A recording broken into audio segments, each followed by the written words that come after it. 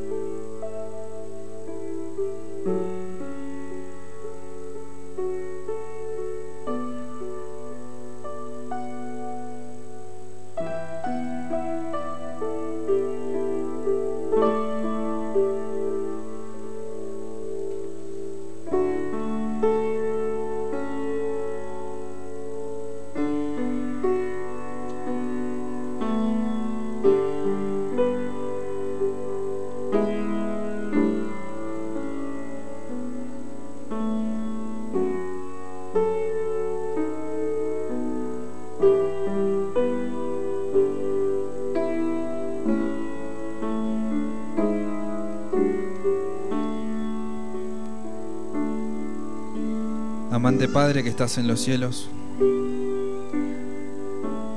no merecemos, Señor, el privilegio que nos das de servirte. Tú en tu amor nos permites eso y por eso queremos pedirte en este momento que tu Espíritu pueda ser el que esté a cargo de cada palabra que sea dicha y que tu Espíritu esté a cargo también de preparar cada corazón. En el nombre de Jesús. Amén.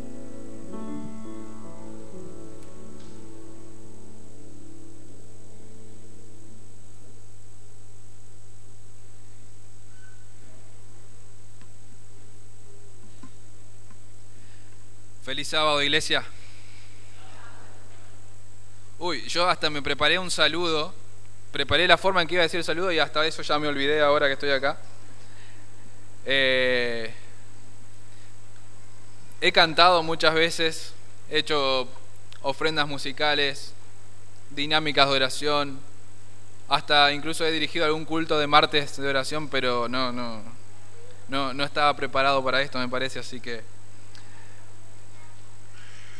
hemos recorrido un camino hasta hoy, el camino a Cristo. Recordarán, hace un poco más de un mes, hablábamos de que lo que nos habilita a nosotros, nos posibilita poder transitar este camino a Cristo es ese amor supremo de Dios hacia nosotros. Si no fuera por su amor no podríamos siquiera tener la posibilidad de transitar este camino a Cristo. Hemos hablado de la más urgente necesidad que tenemos, que es estar en armonía con Dios nuevamente. Y en este camino necesitamos cambiar nuestro corazón. También hemos hablado acerca del arrepentimiento y de la confesión. El arrepentimiento que necesitamos y que viene de Dios, que no viene de nosotros. Y de esa confesión que sale de nosotros y nos da paz interior. ¿Cómo llegan ustedes hoy, acá, esta mañana? Yo no lo sé. Sinceramente, mi tarea hoy es intentar generar en ustedes una necesidad, una inquietud,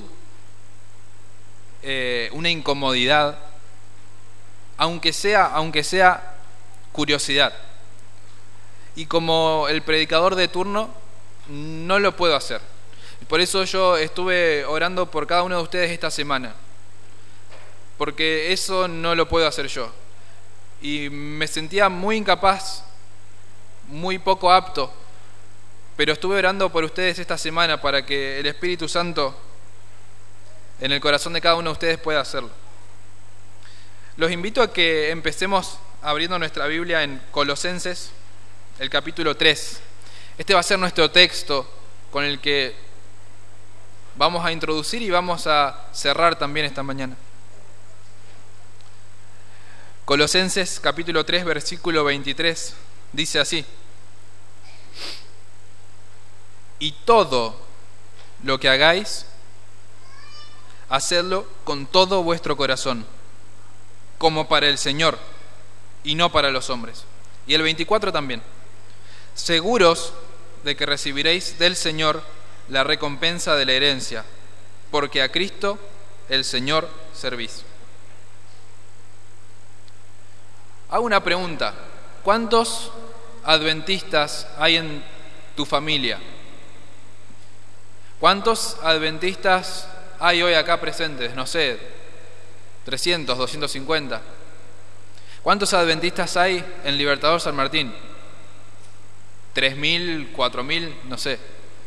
Ahora hago otra pregunta: ¿cuántos siervos de Dios habrá en Libertador San Martín? ¿Cuántos siervos de Dios habrá presentes esta mañana acá?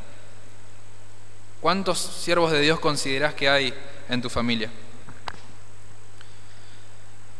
Hoy la invitación para ustedes en esta mañana tiene que ver un poquito con esto. Y quiero empezar contándoles una historia. Hace poco menos de 200 años atrás se vivía en Asia y en Sudamérica una situación particular. La sociedad estaba empezando a rechazar la esclavitud. Estábamos en todo esto de abolir la esclavitud. Pero la gente que necesitaba de la mano de obra de los esclavos dijeron: tenemos que buscar alguna otra opción, porque si no, ¿cómo hacemos con lo nuestro? Y encontraron un puerto, varios puertos, pero uno de ellos, Macao, en China, y dijeron: ¿cómo podemos conseguir esclavos que no sean esclavos? Y entonces se dieron cuenta que había una forma que iba a ser exactamente lo mismo y encima les iba a salir más barato, porque antes tenían que comerciar con los comerciantes de esclavos, ¿no? Tenían que negociar con ellos. Pero ahora fueron ahí y ofrecían a personas de India, de China: te compro, no como esclavo, te compro a vos como a hombre libre. Te compro, este es el contrato, nos vamos en el barco para Sudamérica, más que nada en Chile y Perú. Vas a trabajar cierta cantidad de años hasta que cumplas tu contrato y después te podés volver a China. Pero lejos estaba de ser algo tan lindo como sonaba, porque los compraban y dice que ese viaje duraba 150 días. Y muchas personas morían en esos barcos de tan mal que lo trataban. No tenían alimentos, los trataban peor que animales, dice. Y cuando llegaban acá y empezaban a trabajar, terminaban siendo castigados y agobiados igual que si fueran esclavos. Yo no sé si al final del contrato, 10, 8 años, ellos podían volver a su país. Todo me suena a que no. En este contexto había un hombre en China, Fu se llamaba. Tenía mucho dinero, era rico, pero tuvo la bendición de conocer el Evangelio. Tuvo la bendición de conocer a Jesús y el Espíritu Santo puso en su corazón un anhelo: necesito compartir el Evangelio con los esclavos. Vamos a dejar esa historia por ahí, ténganla presente, después la vamos a concluir. Hace un tiempito atrás, en la clase de escuela sabática, hice esta pregunta a los chicos: ¿para qué vivimos? Como adventistas del séptimo día, ¿para qué vivimos? Y surgieron un montón de lindas respuestas, hermosas respuestas. Alguien dijo: vivimos porque, como adventistas vivimos porque tenemos un propósito, tenemos una misión. Otro dijo: vivimos para los demás. ¡Qué lindo! Ahora, yo les pregunto a ustedes hoy: ¿cuál es el propósito de la Iglesia Adventista del Séptimo Día?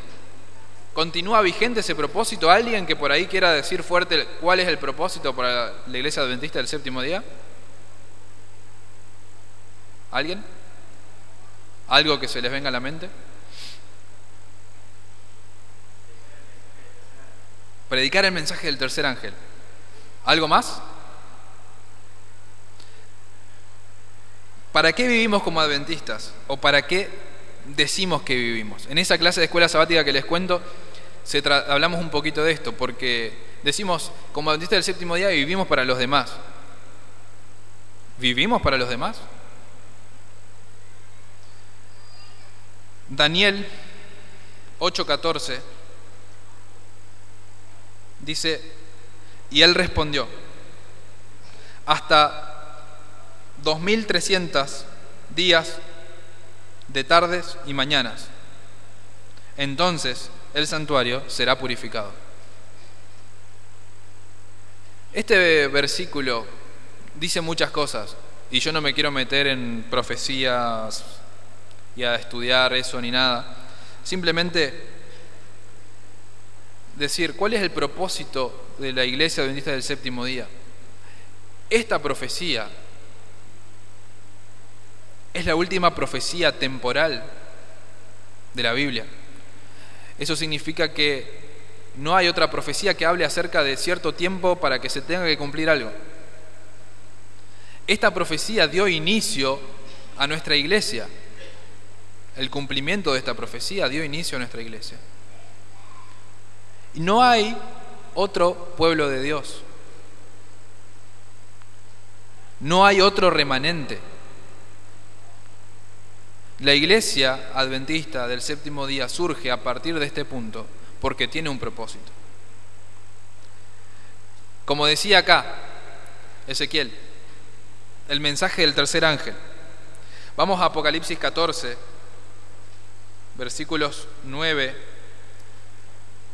al 12.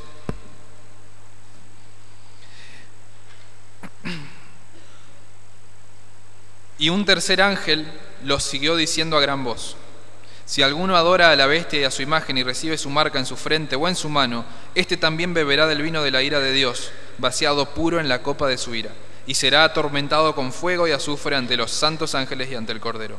Y el humo de su tormento sube para siempre jamás, y los que adoran a la bestia y a su imagen y los que reciben la marca de su nombre no tienen reposo ni de día ni de noche. Aquí está la paciencia de los santos, los que guardan los mandamientos de Dios y la fe de Jesús. Yo les pregunto a ustedes, y quiero que lo piensen, no que me respondan, pero que lo piensen de corazón. ¿Es la iglesia adventista del séptimo día el instrumento a través del cual Dios va a concluir la obra?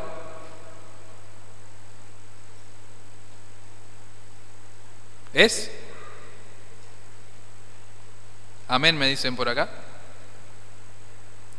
Entonces, si ustedes de corazón realmente creen eso, ¿qué nos hace falta? ¿Qué le hace falta al mundo? A este mundo le hace falta un pueblo que represente este versículo. Aquí está la paciencia de los santos, que guardan los mandamientos de Dios y tienen la fe de Jesús. ¿Qué nos hace falta a nosotros? Y eso nos introduce al tema central de hoy. A nosotros nos hace falta consagración. A este mundo le hacen falta personas consagradas. Y hoy vamos a estudiar un poquito qué quiere decir consagración. Se me ocurrió que para empezar era una buena idea buscar en el diccionario. A mí me consiguieron esto, no sé si funciona. Perfecto. El diccionario dice eso: entrega o dedicación exclusiva a una tarea o asunto. Eso es consagración. Fíjense las palabras: entrega o dedicación exclusiva a una tarea o un asunto. ¿Es compatible esa definición con una iglesia que está acostumbrada a disociar? Me explico un poquito más. ¿Cómo disociamos? Fíjense, tenemos nuestro trabajo y yo soy adventista. Tengo mis amistades, pero yo soy adventista. ¿Sí? Tengo esto. Se me ocurre, por ejemplo, hace un tiempo con un amigo teníamos mucho que estudiar y empezamos a tomar la costumbre de orar cada día antes de empezar a estudiar. Nunca antes lo había hecho. Sexto año de medicina, nunca antes lo había hecho. Orar antes de empezar a estudiar. ¿Por qué? Porque estaba mi estudio y además yo soy adventista. Hago mi culto personal a la mañana, pero ahí está mi estudio, allá está mi trabajo. Saben, a veces nos parecemos a Sansón. Porque Sansón podría decirse que fue un adventista de cuna, ¿no? Desde antes de nacer ya sabía en qué familia iba a nacer, ya sabía qué propósito iba a tener, qué misión iba a tener. Y él disociaba, como hacemos nosotros, disociaba y negociaba con Dios, ¿no? Él iba, hacía lo que quería, tenía sus amistades, tenía lo que él quería, y después decía, bueno, Señor, a cambio mato 200, 300 filisteos y estamos a mano, porque yo tengo esta misión, pero al mismo tiempo quiero estas cosas. Soy nazareo, pero al mismo tiempo soy esto. Estamos acostumbrados a disociar. ¿Es compatible esa definición con una iglesia que se acostumbra a disociar? Lamentablemente no. ¿Y cómo podemos hacer para dejar de disociar? No es fácil.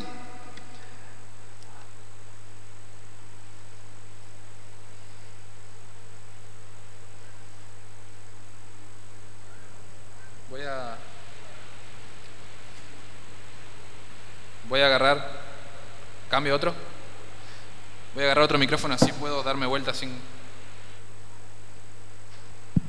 Ahí está. La guerra contra nosotros mismos es la batalla más grande que jamás se haya reñido. El rendirse a sí mismo entregando toda la voluntad de Dios requiere una lucha, mas para que el alma sea renovada en santidad debe someterse antes a Dios. No es fácil dejar de disociar, porque la batalla, la guerra contra nosotros mismos es la batalla más grande que jamás se haya reñido.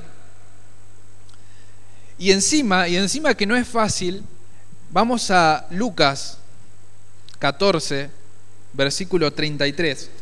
Encima que no es fácil, Jesús nos pide esto.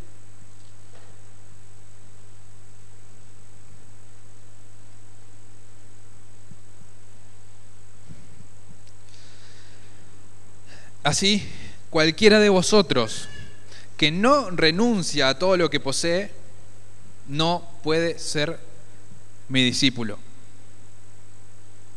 Ahora, encima que tengo que dejar de disociar, y eso ya es la batalla más grande, encima tengo que renunciar a todo lo que poseo. Una cita más. Al consagrarnos a Dios, debemos necesariamente abandonar todo aquello que nos separaría de Él. Por esto dice el Salvador: así pues cada uno de vosotros que no renuncia a todo cuanto posee no puede ser mi discípulo.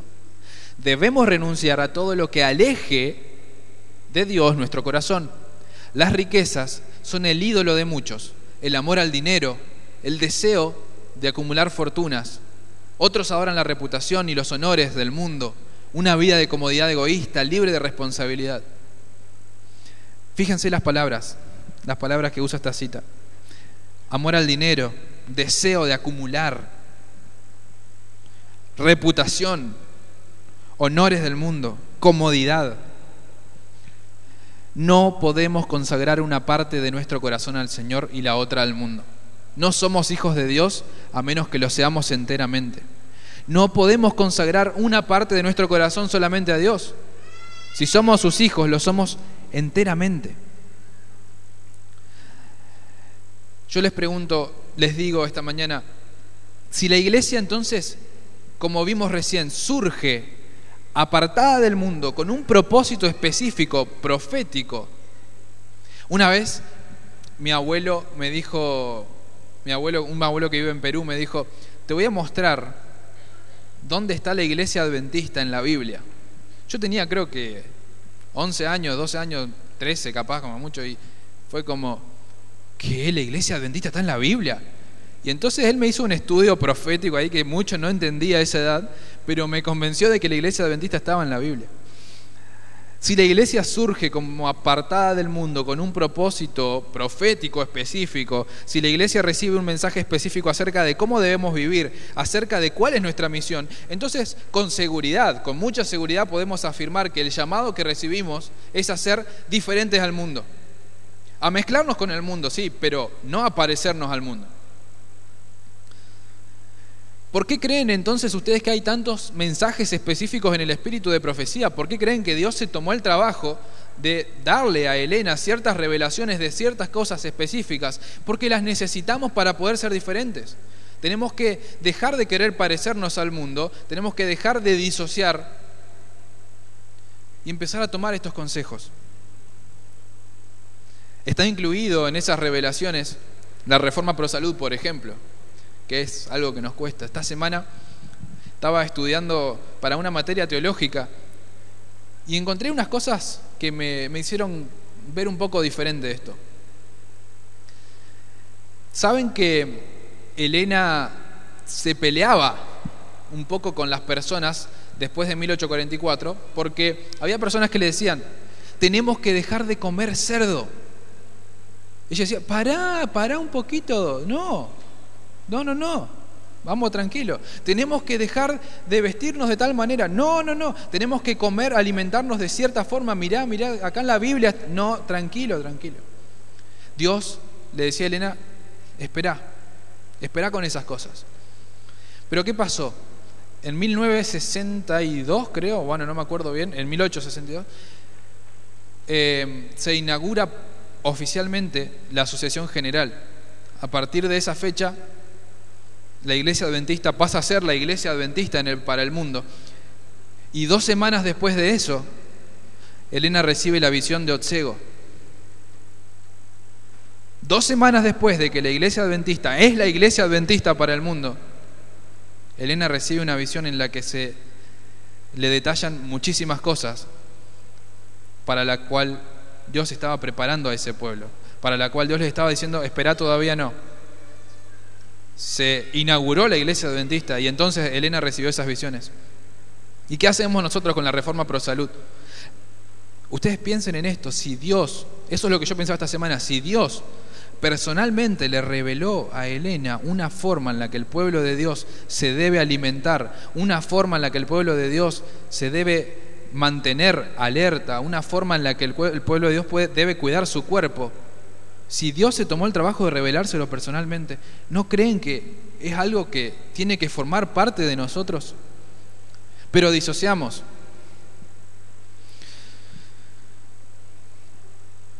Decíamos, es difícil disociar y encima Dios nos pide que renunciemos a todo. Pero vamos a hacer una aclaración. Esta es otra cita, dice, Dios no nos pide que renunciemos a cosa alguna cuya retención contribuiría a nuestro mayor provecho. Ahí deberíamos, ¿o no? O nuestro mejor provecho no nos interesa tanto, nos interesa más seguir disociando. ¿Todo el cielo está interesado en la felicidad del hombre? ¿O no nos interesa tanto ser felices? ¿Por qué nos cuesta tanto entonces? Es su designio dar paz y descanso a todos los que acudan a Él en busca del pan de vida. Para nuestro mejor provecho, felicidad, paz y descanso. ¿Por qué nos cuesta tanto entonces? Los que sienten el amor constreñidor de Dios no preguntan cuánto es lo menos que pueden darle para satisfacer lo que Él requiere. No preguntan cuál es la norma más baja que acepta, sino que aspiran a una vida de completa conformidad con la voluntad de su Redentor. Con ardiente deseo lo entregan todo, con deseo. ¿Quiénes? Los que sienten el amor constreñidor de Dios. Todas estas citas de paso están en el capítulo 5 del Camino a Cristo, que es lo que estamos repasando esta mañana. Miren esto. ¿Creéis que es un sacrificio demasiado grande darlo todo a Cristo? Preguntaos, ¿qué dio Cristo por mí? El Hijo de Dios lo dio todo para redimirnos, vida, amor y sufrimientos. ¿Es posible que nosotros, seres indignos de tan grande amor, rehusemos entregarle nuestro corazón? ¿Es posible que veamos a aquel a quien traspasaron nuestros pecados y continuemos, sin embargo, menospreciando todo su amor y sacrificio? ¿Y qué abandonamos cuando lo damos todo? Un corazón manchado de pecado, para que el Señor Jesús lo purifique y lo limpie con su propia sangre, para que lo salve con su incomparable amor. Y sin embargo los hombres hallan difícil renunciar a todo. Me avergüenzo de oírlo decir y de escribirlo. Tomá. Yo a veces pienso en esto y también me avergüenzo de mí mismo. Pero es que como recién leímos, Es una terrible lucha, la lucha contra el yo. Y a la larga, la razón de esto que nos pasa es que nos amamos más a nosotros de lo que amamos a Dios. Nos amamos más a nosotros de lo que amamos a Jesús y lo que Él hizo. Ese es nuestro problema. Nos amamos más a nosotros. Ahora vamos a volver un ratito a esto. Pero quiero decir que necesitamos consagrarnos. Y el objetivo de la consagración a veces es diferente al que nosotros creemos. Porque el objetivo de la consagración no es que vos te conviertas de repente en un predicador al estilo Pedro y que de repente prediques y miles de personas se conviertan. El objetivo de la consagración no es que vos de repente estés facultado para hacer milagros. El objetivo de la consagración no es transformarte a vos en algo tremendo. El objetivo de la consagración es servir a Dios, simplemente. ¿Saben que encontré un artículo esta semana que decía lo siguiente? En el momento que una persona se consagra, debe comprender que lo más importante es lo que Dios requiera. En el momento en que nos consagramos, tenemos que comprender que lo más importante es lo que Dios requiere. Ahora, el trabajo que vamos a hacer, si vas a ser un predicador, si vas a ser un maestro de escuela sabática, si vas a ser... El trabajo puede variar. Pero el tiempo que Dios requiere para que seamos personas consagradas es el mismo, siempre el mismo, toda nuestra vida. Entonces, cuando el objetivo mayor de nuestra vida se torna en servir a Dios, ahí es cuando comienza la verdadera consagración. Ahí es cuando dejamos de disociar, ¿sí? Y asociamos todo lo nuestro a eso. ¿Saben? La exigencia del Señor tiene prioridad. No los placeres, no tu trabajo, no tus amistades. Ahora es momento de que tenemos que dejar de disociar todas esas cosas de servir a Dios y asociar nuestras amistades, nuestro trabajo, lo que disfrutamos, asociarlo todo a servir a Dios.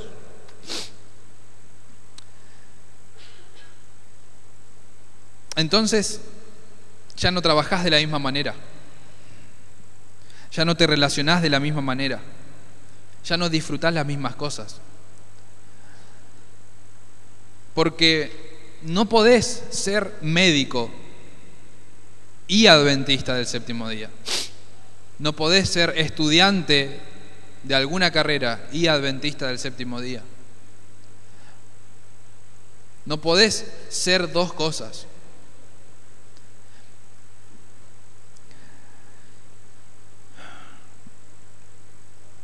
Colosenses 3:23, lo leímos al principio. Quiero volver a leerlo ahora. Y todo lo que hagáis, hacedlo con todo vuestro corazón, como para el Señor. Todo lo que hagáis, hacedlo de todo vuestro corazón. Si trabajás de médico, hacelo de todo vuestro corazón como para Dios. Si trabajás de lo que sea, hacelo de todo tu corazón como para Dios. Seguros de que recibiréis del Señor la recompensa de la herencia, porque a Cristo el Señor servís, no a nuestros jefes, no a nuestros profesores. A Cristo el Señor servimos. Y cuando estás con tus amigos, con tu familia, estás sirviendo a Dios. Y cuando estás trabajando, estás sirviendo a Dios. No disociemos más. La consagración, la verdadera consagración, no es lo mucho, no es cuánto yo le tengo que entregar a Dios, no es sobre cuánto tengo que renunciar yo, sino la consagración se basa en ser aceptado por Dios y recibir el honor de servirlo. El fruto de la consagración, ¿saben cuál es? Es santidad. La consagración proviene de la abundancia de la gracia de Dios. La consagración proviene de que la gracia de Dios es tan grande, que te da el derecho a vos de ser su siervo. Y ser su siervo es el mayor honor de nuestra vida. Pero volvemos un poquito. ¿Por qué ser siervos de Dios no es el mayor honor de nuestra vida? ¿Por qué servir a Dios no es nuestra más alta aspiración? ¿Saben por qué? Vuelvo a repetir lo que dije hace un momento. Porque nos amamos más a nosotros de lo que amamos a Jesús y lo que Él hizo por nosotros. Isaías 65:19 dice: el Señor dijo, yo me alegraré con Jerusalén y me gozaré con mi pueblo. Yo me alegraré con Jerusalén y me gozaré con mi pueblo. En Apocalipsis 21:3 dice: el tabernáculo de Dios está ahora con los hombres. Él morará con ellos, ellos serán su pueblo y Dios mismo estará con ellos como su Dios. Ahora, a la hora de querer ser personas consagradas, yo les quiero contar de nuestro mayor ejemplo de consagración que tenemos. Nuestro mayor ejemplo de consagración es Jesús, claramente. Pero no porque vino a la tierra, no porque nació acá, vivió acá, sufrió todo lo que sufrió y murió por nosotros.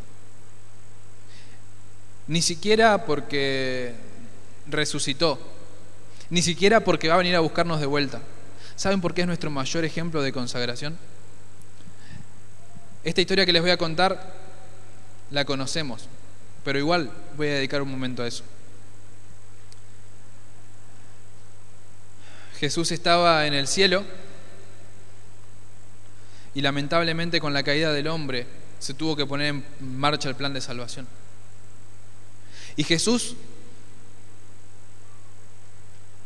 era rey, tenía majestad, rodeado, gloria. Y Él deja eso, no solo deja eso, resigna, renuncia a su omnipresencia. Renuncia a su omnipresencia. Y viene a la tierra. Vive acá. Vive con nosotros. Sufre por nosotros. Muere por nosotros. Resucita. Cuando resucita y vuelve al cielo con la victoria sobre el pecado, falta una cosa: los voy a buscar para que vengan a estar conmigo. Pero no queda ahí. No queda ahí, porque nos vamos con Jesús al cielo y después de 1000 años la santa ciudad desciende sobre la tierra y volvemos a este lugar. Y Él, como leíamos recién en Isaías y en Apocalipsis, Él morará con ellos, ellos serán su pueblo y Dios mismo estará con ellos como su Dios. Una vez leí que el mayor anhelo de Jesús es poder finalmente sentarse sobre el trono de su padre David. De su padre David. Ese es su anhelo. ¿Cómo puede ser ese Dios que al principio, antes de venir a la tierra, estaba rodeado de gloria y majestad? Su mayor anhelo es sentarse en el trono de su padre David. Y saben que no solo eso, porque después de que Jesús venga a buscarnos, todos nosotros vamos a ser perfectos otra vez, perfectos, sin rastros de pecado. Satanás va a ser destruido, los impíos van a ser destruidos, el pecado va a ser exterminado de la tierra. Y por la eternidad va a quedar solo un recuerdo del pecado. Solo un recuerdo del pecado, y va a estar en las manos de Jesús, en su frente, en su costado, en sus pies. Díganme si esto no es nuestro mayor ejemplo de consagración. ¿Se acuerdan la definición, no?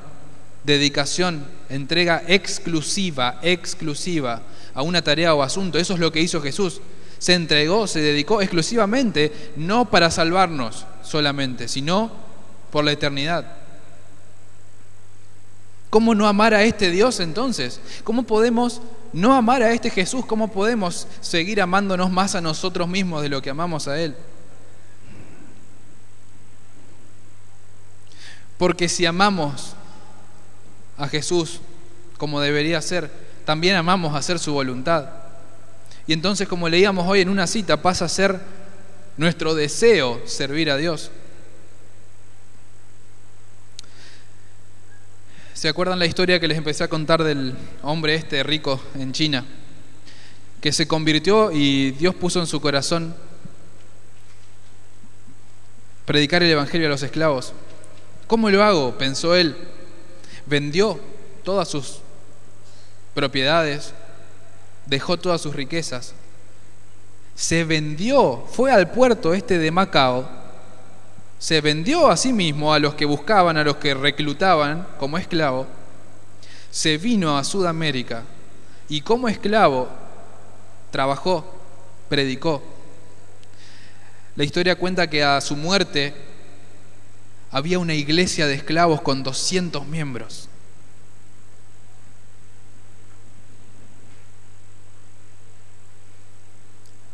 Otro lindo ejemplo de consagración.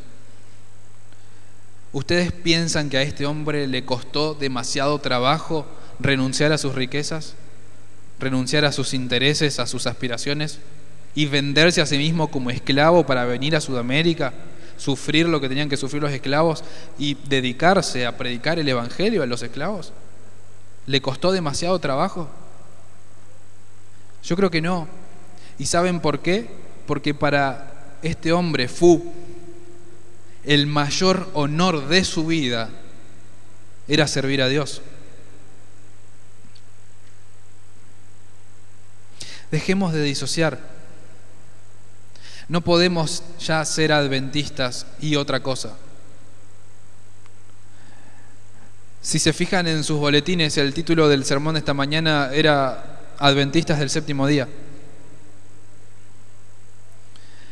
Lo puse simplemente porque tiene que empezar a ser algo más significativo. Adventistas del Séptimo Día ya no puede seguir significando lo mismo que hasta ahora para vos.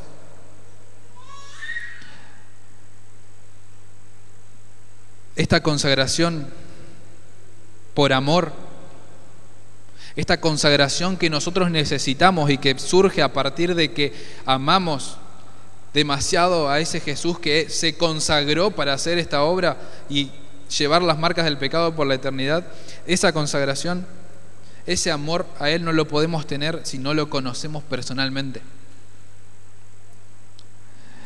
Quiero compartir una última cita con ustedes. Esta no está en el Camino a Cristo, está en la historia de la redención.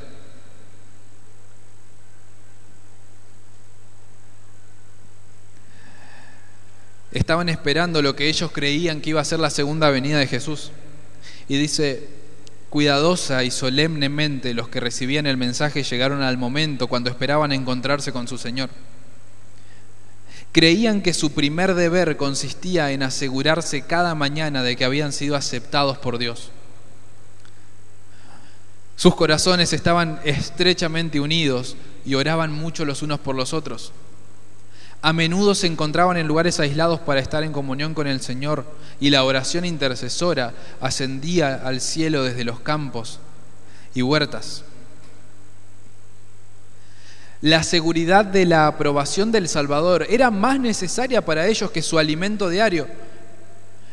Y si una nube oscurecía sus mentes, no descansaban hasta disiparla. Al experimentar el testimonio de la gracia perdonadora, deseaban contemplar aquel a quien sus almas amaban. Deseaban contemplar a aquel a quien sus almas amaban. ¿Pero por qué lo amaban? Creo que no voy a poder volver atrás. Ahí está. ¿Por qué lo amaban? Porque creían que su primer deber consistía en asegurarse cada mañana de que habían sido aceptados por Dios. ¿Por qué lo amaban? Porque sus corazones estaban estrechamente unidos y oraban mucho, mucho los unos por los otros. Esta consagración que necesitamos parte de que amamos a Dios más de lo que nos amamos a nosotros.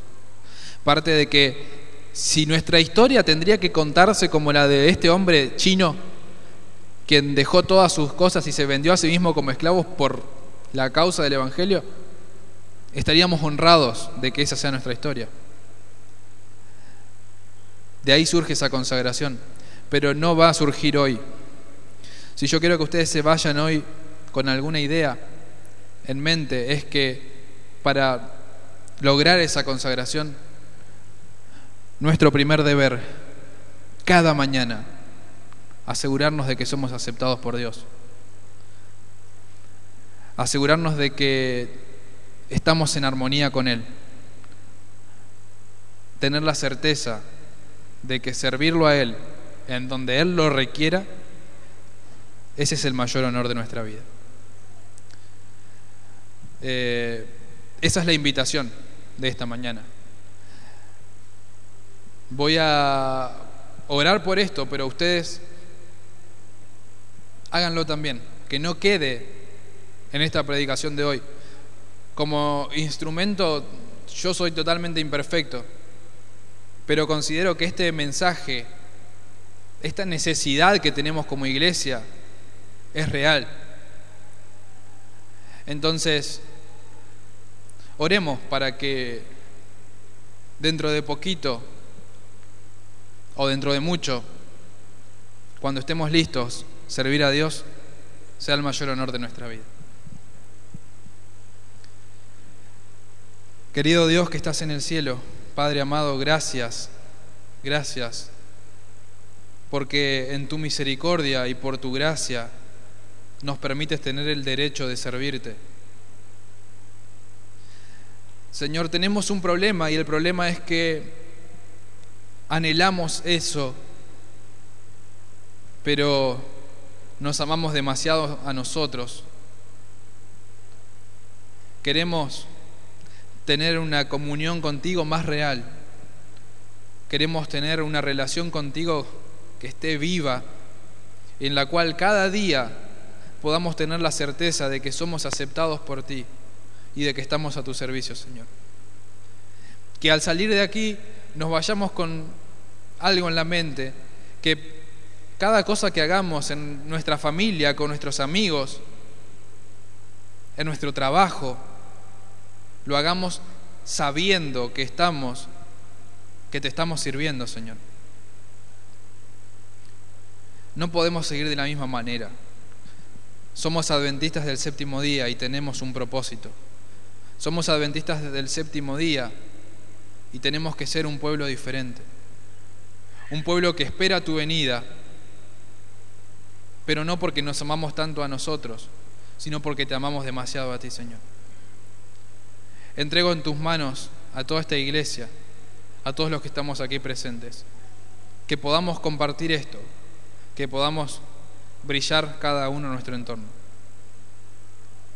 Quédate con nosotros, Señor, en este sábado. Acompáñanos en el nombre de Jesús. Amén.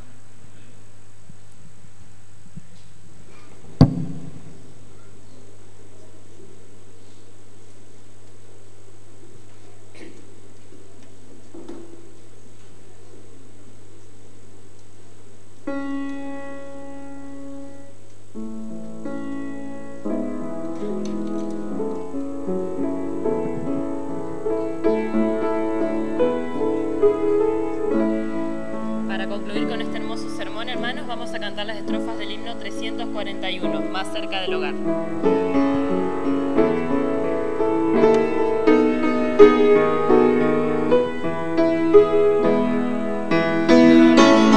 Asegura que Jesús muy pronto en las nubes volverá.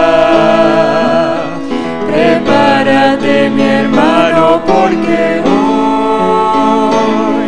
más cerca estamos del hogar,